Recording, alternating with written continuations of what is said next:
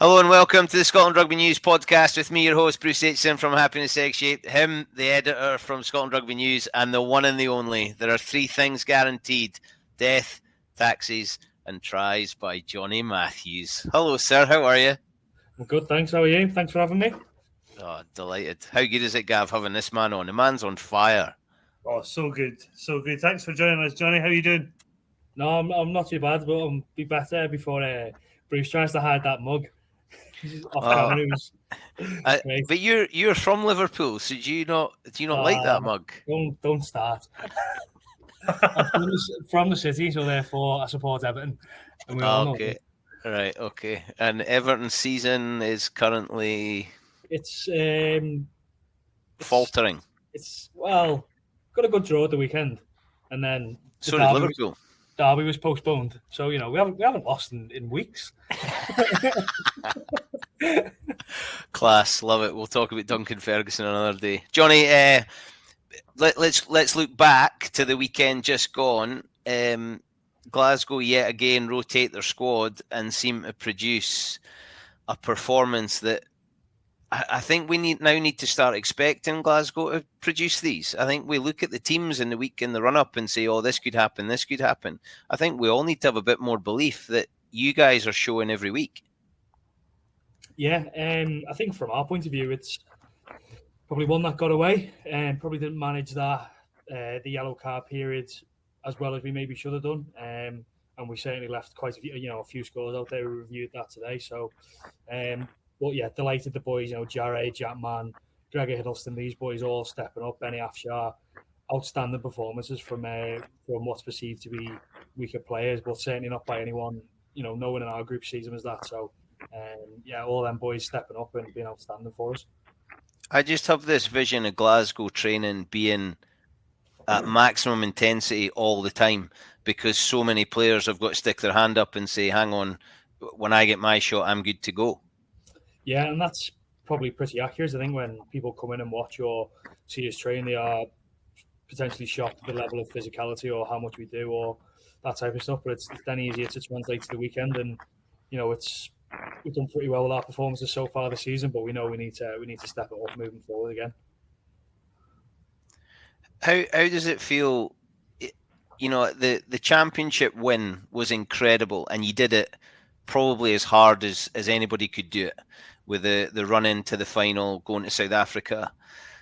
Is it forgotten when you go into this season? Is it back to 0-0 again? I think to an extent, yeah. But then at the same time, you can draw. Sorry, Mug gets me every time. We can draw on those performances and those results where we've gone away to Limerick and we've gone away to Pretoria and we've beaten the big teams away from home. So we can draw on those performances and those experiences, like at the weekend where we knew it was going to be a battle, but we knew we'd been in games like that before. But then in terms of looking forward, you can't rest on your laurels. You gotta try and build and improve the whole time. Otherwise, you kind of get left behind as well. And that performance, Johnny, you've got to travel. How much chat is there about what's then coming up this week, or do you park it until you get back to training? Yeah, I think it's one game at a time. I think if you start to look at the bigger picture and look at what's to come, you get distracted and maybe lose focus, and you maybe don't put the best performance in. So we are week to week, game to game, and played Toulon on Sunday. Yeah, got 2 points away from home, solid performance. However, we come in today and it's business. It's business as usual, and I have 2 massive games coming up over the next 2 weeks in the URC. Johnny, is it business as usual? These games have always got a wee bit extra to them. How do you approach the week? Is it very much just as a normal week, or is there a wee bit do you feel a wee bit more edge to training and stuff like that? I think you've kind of got to see it as it is obviously a bigger game and it's a bigger spectacle, and we're absolutely delighted to be going to Hampden and taking the game there, and 25,000 hopefully going to be there at Hampden. So that'll be really special for the club and for the players being involved in that. But I think if you look and you get distracted by the bigger things, then it takes the focus away from the performance. So we need to. It is obviously massive, and everyone knows each other really well, but you just got to look at it as another game for us. What's the prep like for Hampden? And I know some of you have been for promo stuff and marketing stuff, but what's the schedule? Do you get a captain's run at Hampden? I actually don't know. I think the classic rugby player. I'll just do as I'm told when I'm told. If I'll look at the schedule. I'll look at the schedule on Saturday and see where I need to be. That's pretty much as far as you can ask Mel, my wife. That's pretty much out of the house. Just tell me where I need to be and I'll do it. But it's I think we're aiming to maybe get one in. But whether or not that's possible or not, that's beyond my it's beyond my remit. But hopefully we can just get the feel for the ground and all that type of stuff. You must be buzzing to get an opportunity to play somewhere like that. I know there's a lot made of home advantage and how important Scotstoun is, but the stage that Glasgow Warriors are at the moment, surely you would be happy to play pretty much on any patch of grass. So to get the chance to play at Hampden must cause a buzz. Yeah, certainly. I mean, we do love playing at Scotstoun, and it's class when you get to run out and it's quite close. It's a ground that I can imagine not many teams probably enjoy coming to.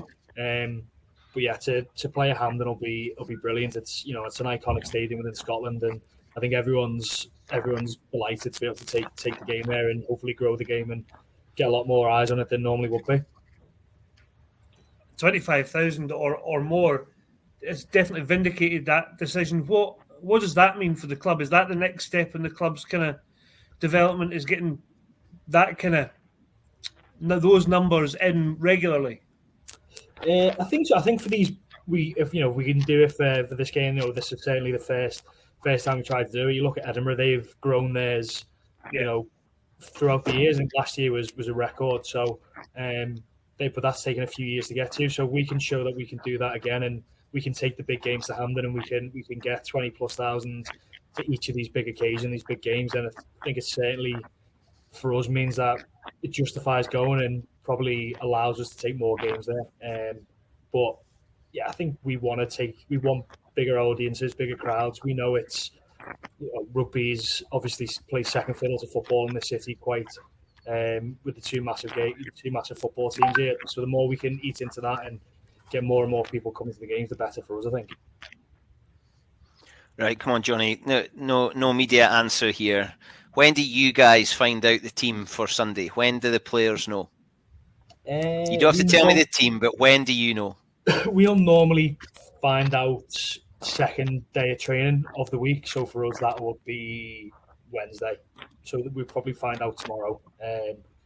Sometimes it gets pushed on a bit later. Sometimes it gets pulled a bit earlier. But normally it's the second training day of the week we find out. And then training sessions are all guns blazing, that 23 ready to go. Definitely, yeah. I mean, even before the team's announced, it's all guns blazing anyway. So, but yeah, tomorrow's when you really find out, and you maybe get an idea earlier on in the week of combinations or whatever. But certainly, it's training those training sessions post really allows you to nail the detail and get it solidified for the week. There's a lot made of culture, environment, blah blah that. You hear it from every team, the good, the bad, and the indifferent. The way you guys are going, I think we can all point to a strong culture. The players who are not selected, they've still got a massive desire for Glasgow to be successful. There's no feeling anything other than prepare the boys the best they can. No, 100%, and that probably happens quite a lot in terms of the lads non-selected put in a hell of a training session. You ask them to train like the team you're about to play and give them moves that they have to run on the spot, and they do an excellent job of preparing us for the weekend. And it is a full 45, 46 man effort during the week. Everyone, even the lads, the 23 who are lucky enough to go out there and represent the club, they represent those lads not selecting as well. And the graft they put in during the week is sometimes even harder than what we face at the weekend. I'm not saying that's the case this week, but I'm just saying sometimes before you try and twist that. That must help, Johnny, in training. If you're going, absolutely hell for leather, that when you come to the games, some of the games are almost easier, or it's certainly on a par with what you've done during the week.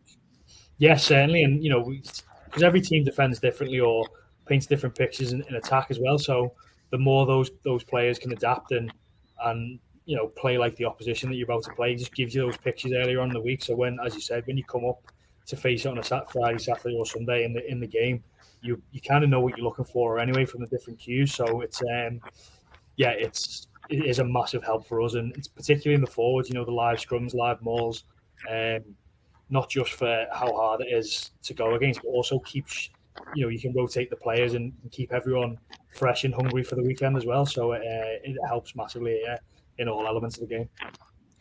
It's not any other week. You'll do your review of Toulon, you'll do your review of whoever it is, Benetton, Dragons, Leinster, but this group of players you're playing against better than any other group you're going to play. Yeah. The coaches lead on a lot. You obviously have your leadership groups, but I mean, you'll have real deep insight into the Edinburgh front row, the lineouts, the little cues for what they like and what they don't like. How much of that is shared in amongst the players, or do you just all have that knowledge? Yeah, I think individuals or individual units will probably speak about it more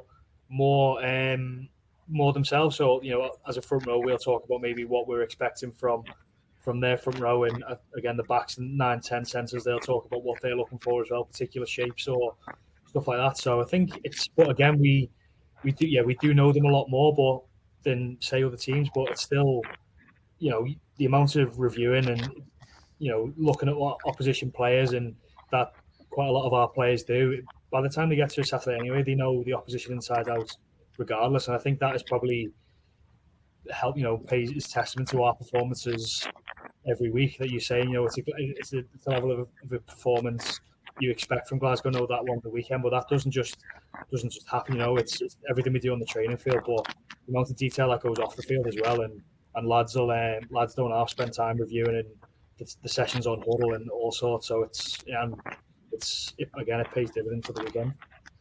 It's a Lions year. A lot of people are talking about Six Nations, and you have to be in the Scotland team to be considered for Lions. We've now got players in Glasgow and Edinburgh that are being touted for Lions places.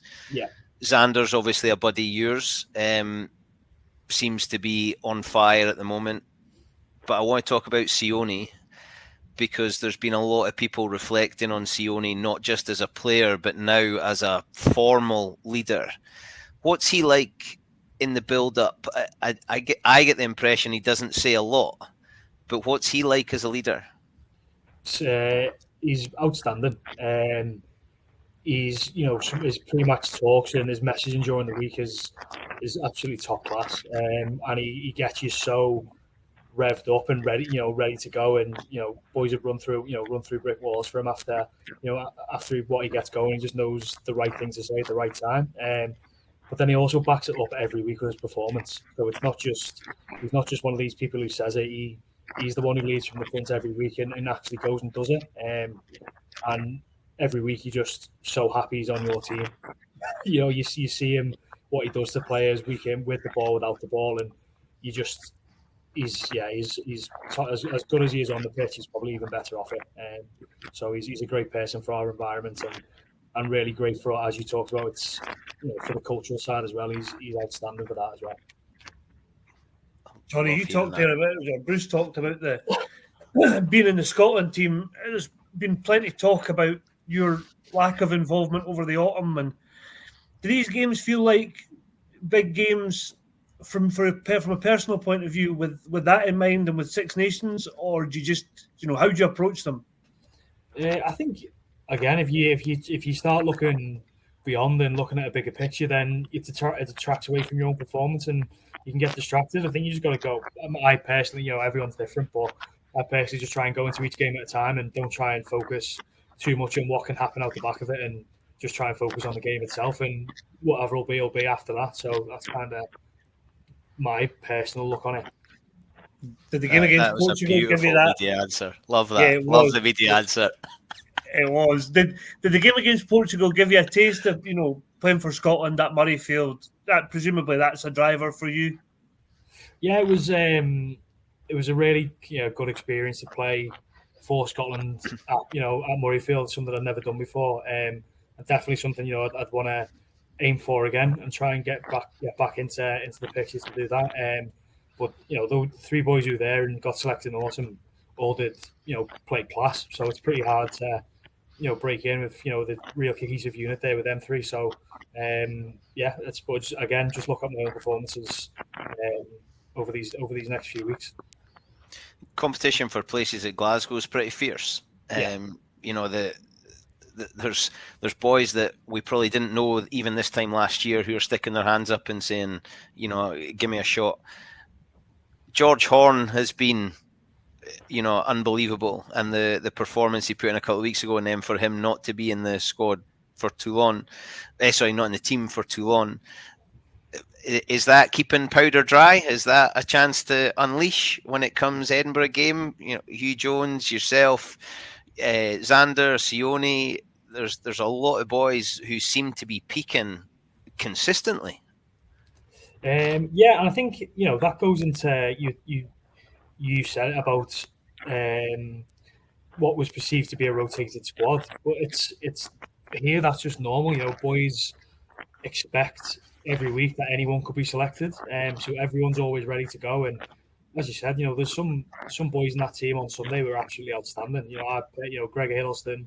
We've spoken about Jarre, Ben Afshar again. Jack Mann's come on to, having not played in however many days it was, to come in and play 3 on the bounce has been outstanding, and not just play, but actually excel. And that's great to see for us as a group, because we all see the hard work those boys put in on the training pitch to give themselves the opportunity. So it's great just to see them take it and add that depth and push for the competition as well. I like how Franco's had a little bit of chat this week, likening him to Razzie Erasmus. Did the boys get a bit of crack out of that? I'm not aware if anyone's brought that up. I certainly haven't. So I don't think anyone will either. I'm not. I'm not. I don't think anyone's silly enough to do that. That's obviously tickled you, Brucey. That was he was good. He was good on that last week. To be fair to him, Franco. Johnny, talk a wee bit about Gregor Hiddleston and Jarre, because they've obviously both. Well, Gregor's been around a wee while, but it feels like he's kind of really cemented himself in that squad with you in the last month, probably. And then Jarre's, there would have been a panic, certainly externally, there was a panic when Richie left, but Jarre's really kind of filled that gap pretty seamlessly. Yeah, Gregor Hiddleston's been in he made his debut last year against Exeter, started and didn't look out of place. So I think from that moment on, everyone knew got a real player there. And he just gets better week in, week out. Every time he takes the pitch, he's more dominant. It's actually quite worrying to see, actually. But but at the same time, it's brilliant because he's such a great lad. So to see him come on and develop and how good he is now, he's and again in a couple of years' time, I don't know what his ceiling is. He seems to get better and better each week. And again, Jarre, same. He came in towards the end of last season, and the improvements he's made to his game and how hard he works and everything he does to try and get better and be, perform better in the team. He takes everything on board. So again, you're just delighted to see how well he's going. And again, it's just more depth for us that again people outside the group maybe didn't know we had, but internally we knew how good he could be. So it's so good to see him actually fulfill what we see when he goes on the pitch himself. In preparation for Sunday, Johnny, Edinburgh have obvious threats. Duan, Darcy especially, and a lot of chat around those that watch Edinburgh saying they need to get the ball more.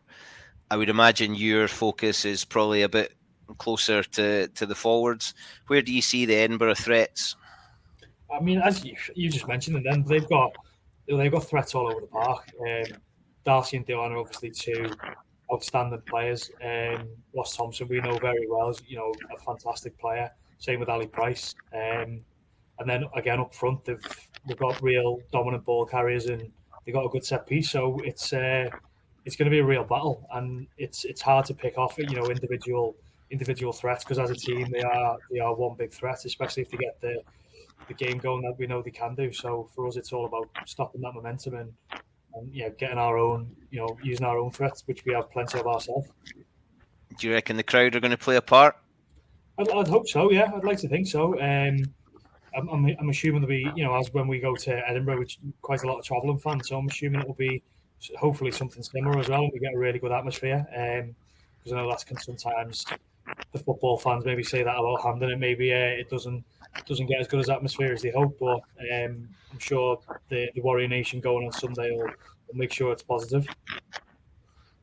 I love it, Johnny. I've absolutely loved getting the chance to have a chat to you and build up to match week. What does Johnny Matthews want for Christmas?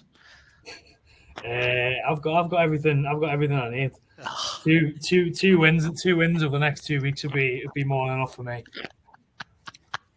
And a couple of tries. No, Everton beating Chelsea actually Sunday. That's what I need. That's what I need. What time's is kickoff? Do you get to watch it? Will it be after you, or is it on at the same time? I think it'll be. Well, we're 3 o'clock, aren't we? So I'm assuming it'll be same. But I don't know if I need that distraction. I've got enough to worry about than Everton losing 4-0 at home again. Go on, the Toffees. I'm telling you, the comeback's on. It could be a really happy Sunday for you, mate. It could be one of the best. Perfect Christmas. Everton and Warriors wins. Correct, exactly. And a dot down for Johnny. We need to work on the celebrations, I think. Nah. Why? What's wrong with it? There must be a Duncan Ferguson tribute in there somewhere. I don't knock someone out.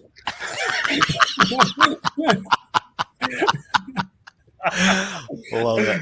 Absolutely love it. Johnny, class to see you. All the best on Sunday, my man, and hopefully see you soon.